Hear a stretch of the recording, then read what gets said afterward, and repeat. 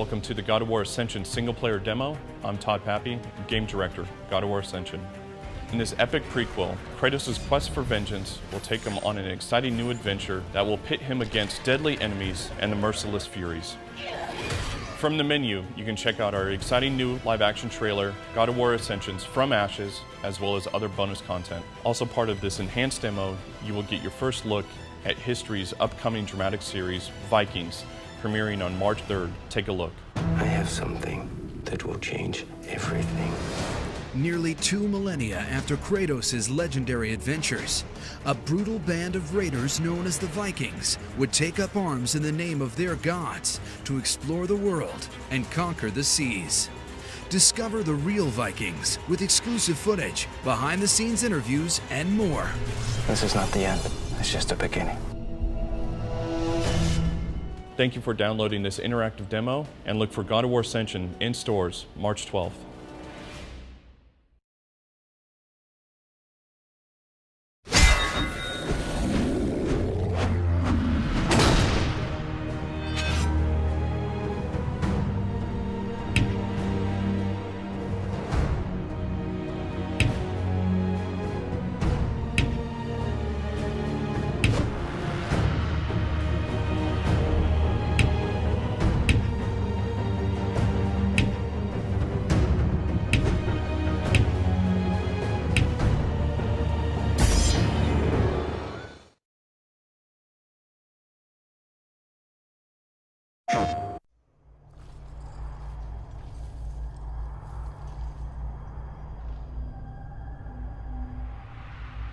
You know we can get away because I'm calling your name. Every day I feel this pain, but you just don't walk away. No. I just can't keep hanging on to you.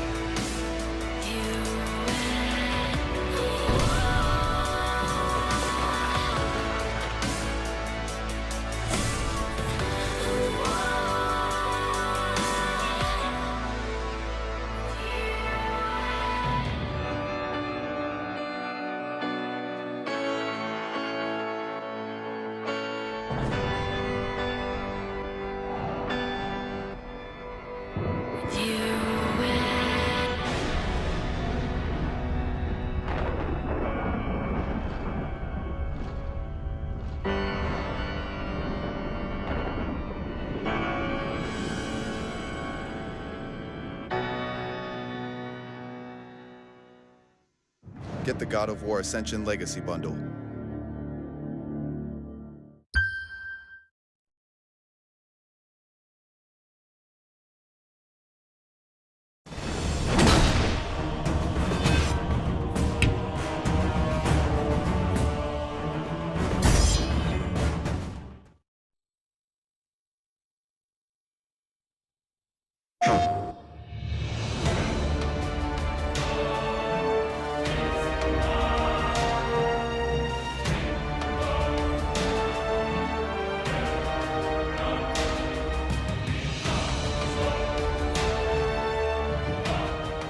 Hi, I'm Todd Pappy, Game Director at God of War Ascension. What you're about to see is a making of video that we've been shooting over about 2+ years. It gives you a good idea of the inception of an idea all the way through to the final product. Keep in mind that this is a work in progress. Enjoy. My goal for this game is basically the same leap that we went from God of War 2 to God of War 3 from an art standpoint. We're trying to push that in a design standpoint. You need a vertical drop down so that the player that's left there can't run back. We're gonna evolve it We're not going to stick with the same thing that we did in the last game. We're going to try to evolve. We're going to pick a new thing that's very challenging for us, and we're going to try to make it awesome. This time, the game is a prequel, so Kratos will be younger, so maybe his fighting style might be a little bit rougher. We want to definitely show a different side of him. We would like to make the world moving as opposed to static. We're also changing the player mechanics a little bit. To be able to consistently break new ground with each God of War title is always exciting, and to be fronting this with Todd is going to be great. We always challenge the industry, and hopefully we're able to do that again with this title. I could look at something and I know how I want it to feel versus looking at something and knowing how I want it to look. From an art standpoint, I will rely heavier on the art director and the guys that have been doing it for years and years. You know, they're the masters. Todd and I really get each other. We're very comfortable with each other. We're not, afraid to call bullshit on each other. So we're pretty honest with each other, which I think is good, but at the same time, we trust each other. You were kind of talking about maybe doing kind of spikes.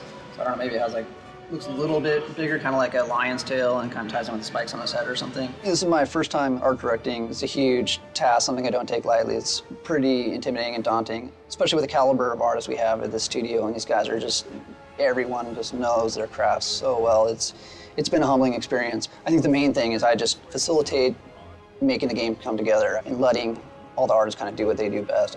I think probably the biggest challenge I face is kind of continuing this legacy of making great-looking games from the guys on the original God of War 1, to Stig taking over as art director on God of War 2, Ken Feldman taking over art director on God of War 3. There's huge shoes to fill. Those guys just done an amazing job. It's just trying to make sure I've got all the bases covered and I'm really kind of living up to the legacy of what we've done in the studio. The goal is always the same. It's like you want to create it's basically a kick-ass game. You want to create a game that you yourself would have fun playing. The biggest challenge of each weapon is making it work with the chain blade. The difference between the previous God of Wars and this game in terms of the weapons, there's a sword, there's a club, spear, shield, and a sling. And these are all taken from the goats because they carry those weapons, and when you kill them, they drop the weapon, you have the choice to pick it up. And you use those weapons in conjunction with your blades. So that's kind of the challenge of the design, trying to get the blades to work with 5 different kind of weapons that aren't really his weapons, but they become his weapons when he picks them up. So you could still swing the blades like you do with square or triangle. But if you press circle now, you could use the weapon you just picked up, so that becomes part of your arsenal. That weapon's a club, like a beating stick, knock the opponent into left field pretty much. So the spear is mainly a projectile weapon. You don't really do any melee with it. It's purely long range. But you're also allowed to combo with the blades, is what we call weapon finishers. So if you're doing like a blade combo, and then you press the world weapon button, you will do like a specific world weapon kind of finisher like that. Sometimes the goats go into these kneeling positions. That's when I could grab them and do certain CS moves on them. That's the change. In this game, the grunt characters actually go into stun states where I could do specific grabs depending on the stun state that they're in.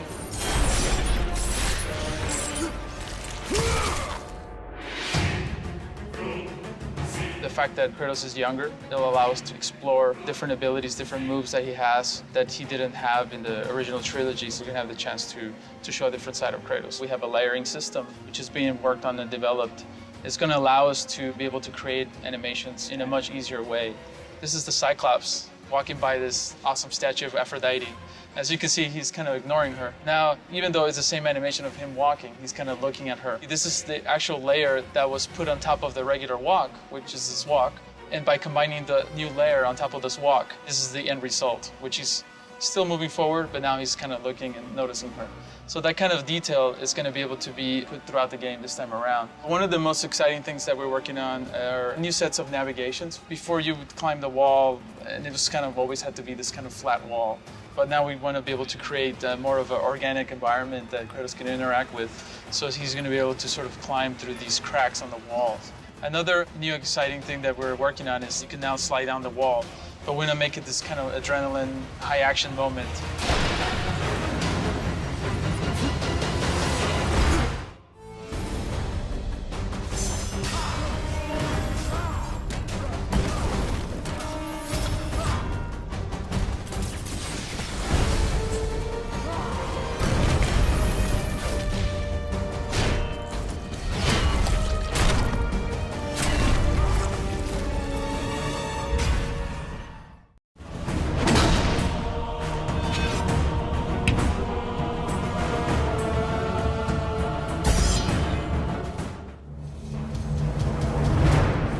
For thousands of years, man has explored and conquered in the name of his gods. With the inevitability of war and bloodshed, men trusted in the god of war above all others to see them delivered safely from battle. The ancient Greeks knew him as Ares. The Vikings called him Odin. History's new dramatic series, Vikings, brings the lives and beliefs of these long misunderstood people into sharp focus. The role of the gods with the Vikings is extremely important. Their entire invasion quest west is based upon rising to the challenge of the gods, going west, conquering new territories. They actually truly believe that if they fought in battle, they will be able to die with more prestige and more honor than not. So they didn't have any fear. So I think that's why they became so strong and so powerful, because they weren't afraid to die. Of all the Norse gods, none was more powerful or influential in the lives of the Vikings than Odin, the father of all, the god of war. It was Odin who cast the first spear in battle and chose which slain warriors would join him in the afterlife in Valhalla. He's a compelling, absolutely wonderful god, and he features in the show in mysterious and wonderful ways. Odin brings his Valkyries down and only selects a few of the best warriors in the battle to come and join him at his table. So it's better to go out there fighting and to have an honorable death. What happens in Valhalla is, of course, you get there and they give you lots to drink immediately, and you're reunited with all your other Viking pals, and you sit in the Great Hall on the dais with Odin and some of the other gods. And every morning you go out to fight. So you get killed again every day. Far removed from the benevolent Odin, the ancient Greeks had their own god of war, the hateful god known as Ares.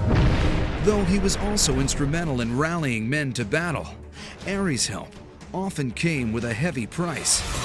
In the God of War series, Ares spares Kratos' life in battle, but Kratos is soon deceived by Ares into destroying his home and killing his family, setting the stage for an epic quest for revenge. God of War, I haven't forgotten you. The Norse god Odin, unlike Ares, was not solely a god of war. According to legend, Odin traded one of his eyes at the Well of Wisdom to gain infinite knowledge so he could see what was and what will be. At the heart of the new series is the Viking Ragnar, a man who believes he is the direct descendant of Odin. He's a god of our curiosity and knowledge, and he sacrificed his eye to gain knowledge. And Ragnar really, my character Ragnar really looks up to him. He thinks he can talk to him and he sees him all the time. And you don't really know if it's his ego or he really is related to him. Rollo's Odin is very much the warrior side of Odin, whereas Ragnar, Odin is more of a person who has a big thirst for knowledge. I want to know what's to the west, what cities and gods are over there. And Odin lost his eye on that pursuit of knowledge. And Ragnar is very much a traveler. He's excited by the adventure and new knowledge and new wealth. Treasures, hoards of gold and silver, and a new god. And I think that's how he uses Odin to his advantage, whereas Rollo very much just, it's living for the now. The entire quest that these guys are making is at the whim of the gods. They want to please the gods. They feel they've angered the gods when they hit rough weather at high seas and all of that, and they pray to the gods for understanding. They pray to the gods to keep the ship together. They pray to the gods to keep them together. And so everything that they do, Ragnar's entire journey, I believe, and the journey of his warband, is ultimately stepping forward towards a place among the gods in Valhalla at the end.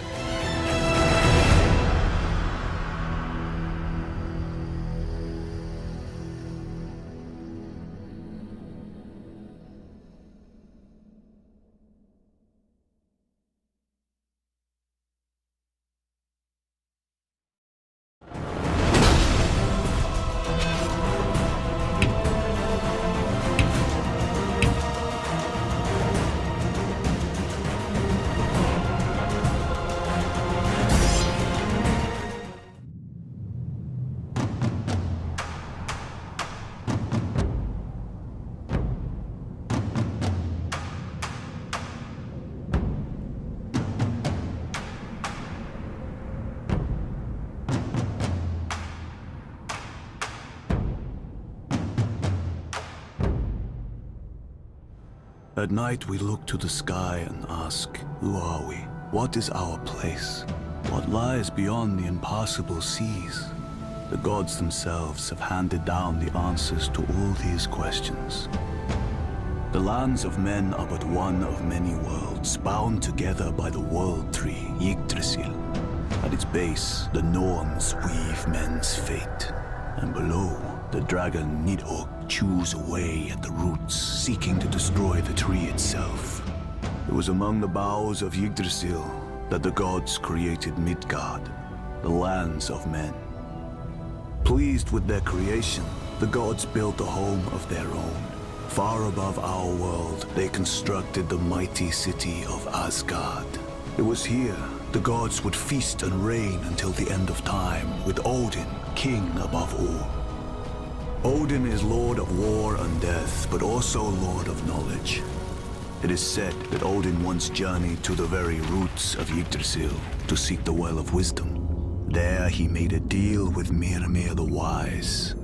In exchange for one of Odin's eyes, Mimir granted him a sip from his well.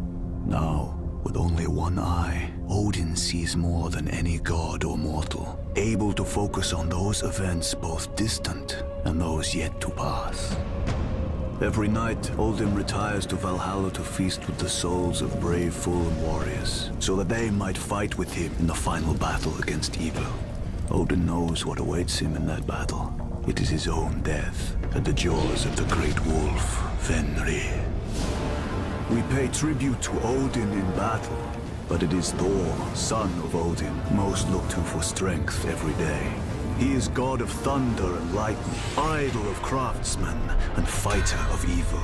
He is revered far and wide. Legend tells of Thor's battles with Jormungand, the world serpent. Thor came too close to the great serpent once, and it caused a battle that made seas boil and oceans crash. There is also Loki, the trickster god some call him. Loki, the god who can take many shapes. The god who fathered Jormungand the serpent and Fenrir the wolf to bring chaos. It is he who will bring about the end of the world, Ragnarok. When Ragnarok arrives, Loki will pit the giants against the lords of Asgard. Odin will fall to the wolf, Fenrir.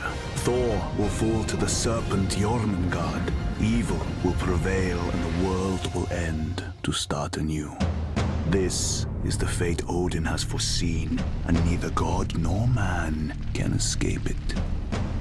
This is the world of men and gods.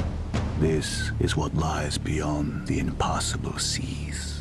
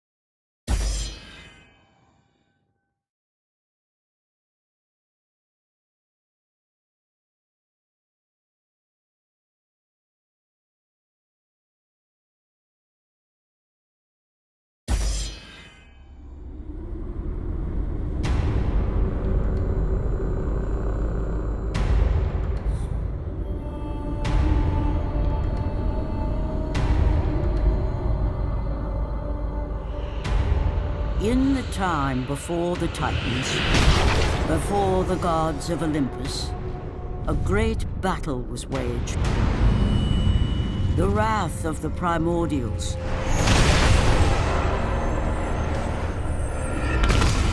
the very beings who forged the earth, raged out of control for an eternity.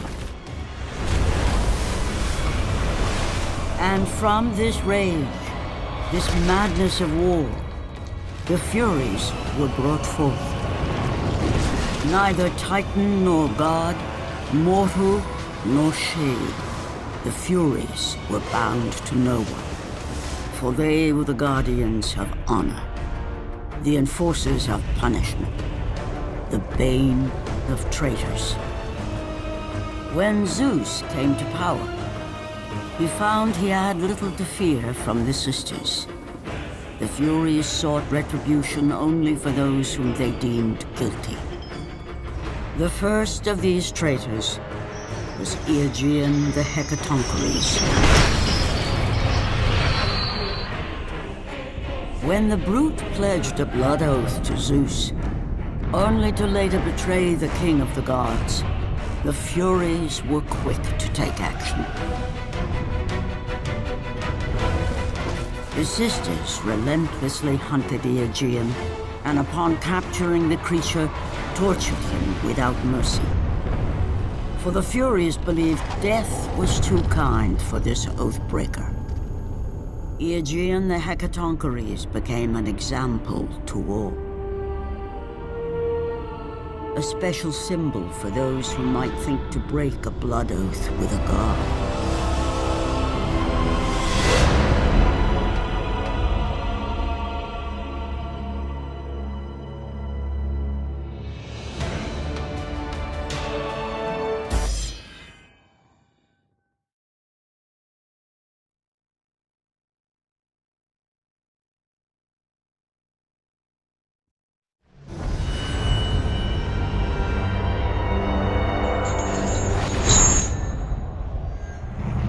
Kratos, the great Spartan general, was finally defeated. Driven mad, tortured and uncertain of his surroundings, the warrior found himself captured like a fly in the web of the Furies. Never, never again.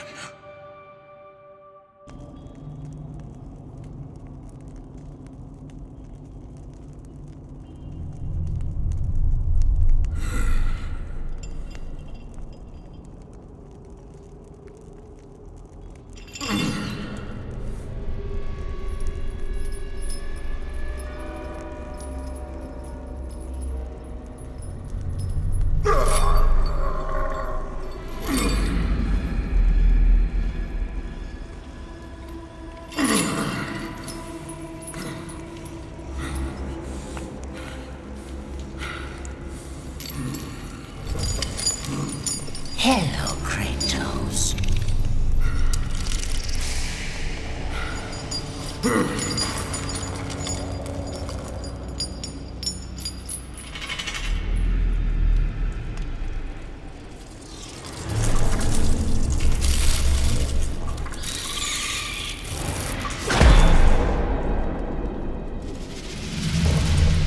What's wrong? You seem confused, Kratos. Having trouble remembering our special time together? But then again, we were rudely interrupted by my sister. Alecto was never one for manners.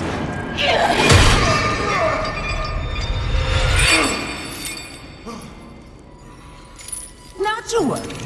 I am quite skilled at teaching respect!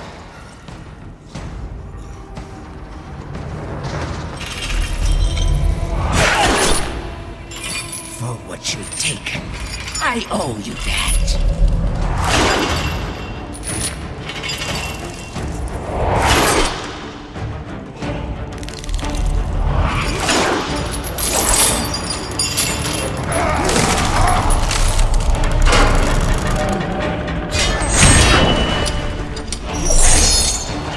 Is that the best you can offer?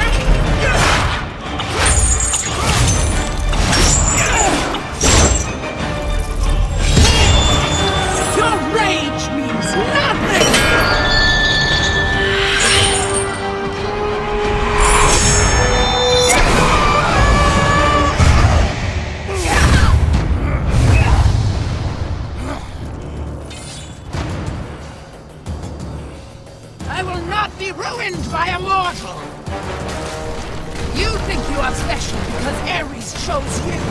But you are nothing!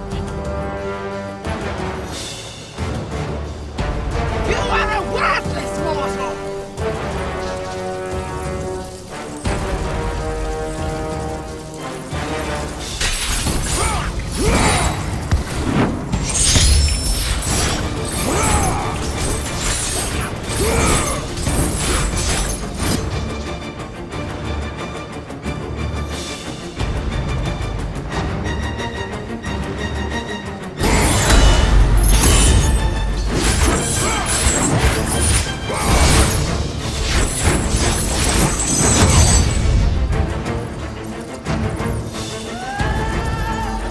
Lord ends as a fool to watch you back.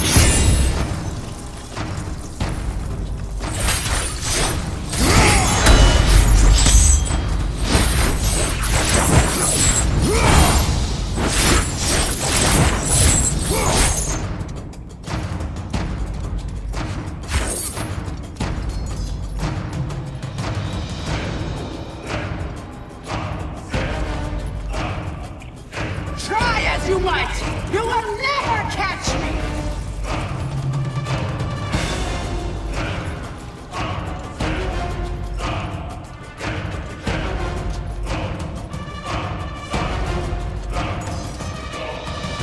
Die, mortal!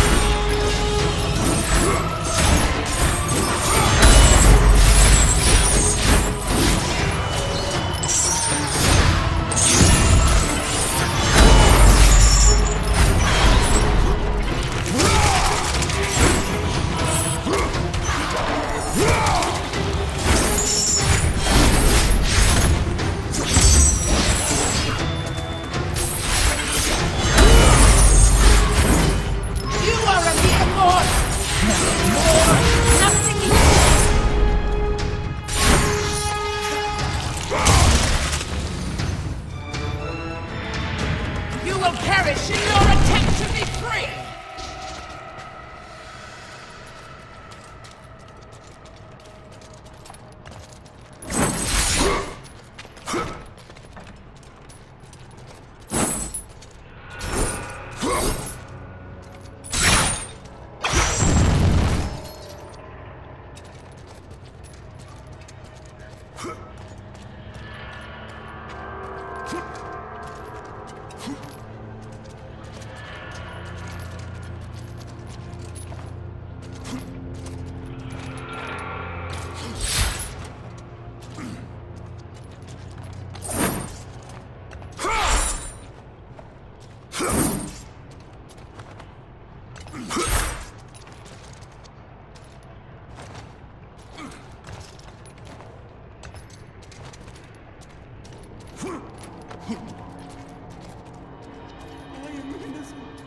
The gods forsake me. We're all innocent. Shut your hole. He is infected. We're all infected.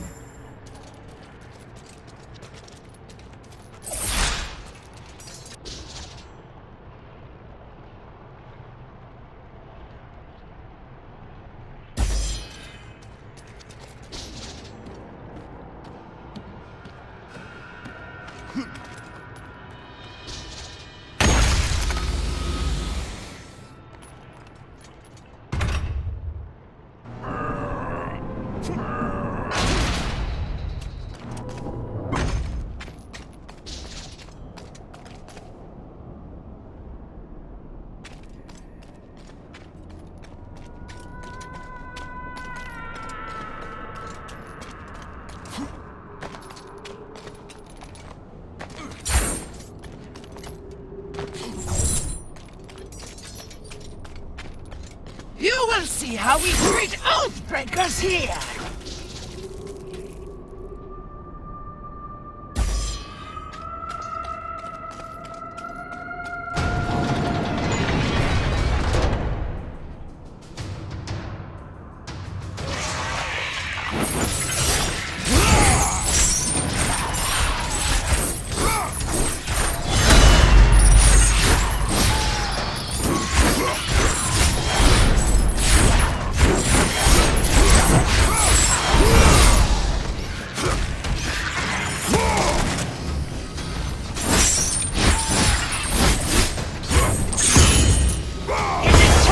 You to meet your death.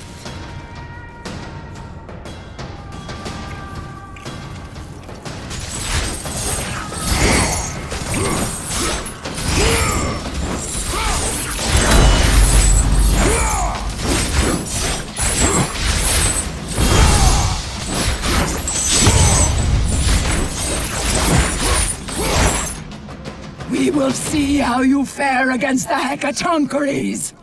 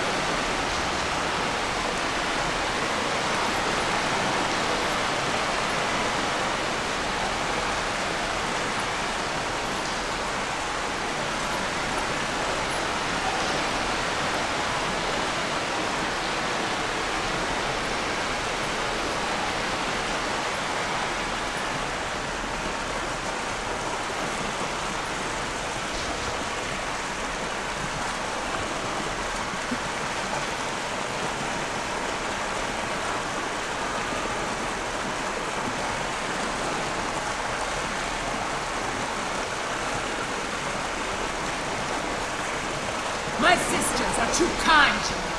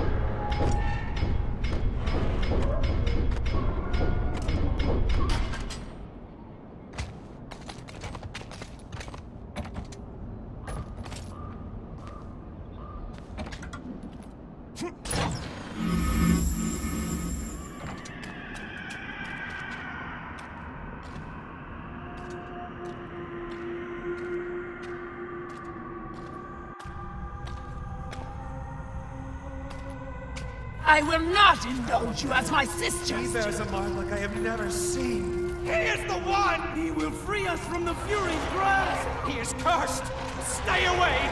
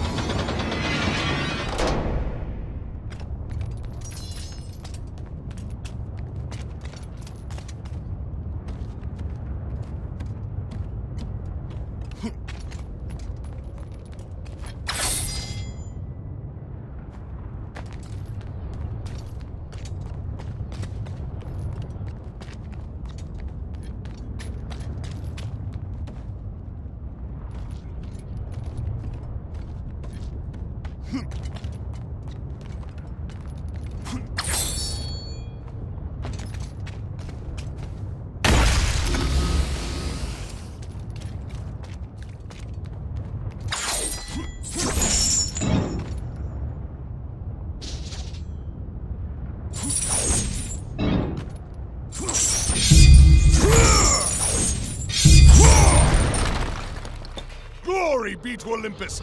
I am free!